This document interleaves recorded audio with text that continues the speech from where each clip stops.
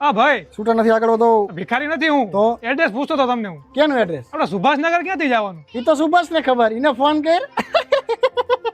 લે મોટભાઈ, તમે હૈસા નહીં એટલો કઈ નાખી દેવા જેવો જોક નતો. મને ખબર મનમાં હસતા હશો તમે. ફાઇનલ નથી હસતો હું. તો ઘરે જઈને તો ફાઇનલ હસવાના. એ આપણે પછી નક્કી કરશું. અત્યારે તમે એડ્રેસ કોને? ક્યાં જવું હોય તમારે? સુભાષનગર. પેલા કોઈ દિવસ ગયા હોય એ બાજુ? પેલા ગયો તો તમે શું લે પૂછવું પડે?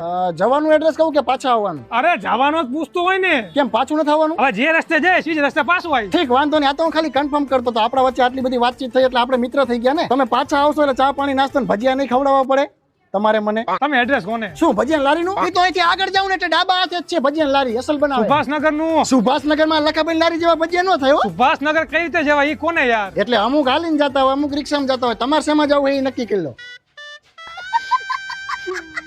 શું દેવા મહેમાન ને હેરાન કરે છે પણ? આ જોન મોટભાઈ ક્યાં ને હેરાન કરે અમને. તમે જ કહો સુભાષનગર ક્યાં આવ્યું? ઈ તો સુભાષ ને ખબર, એને ફોન કરીને પૂછલા.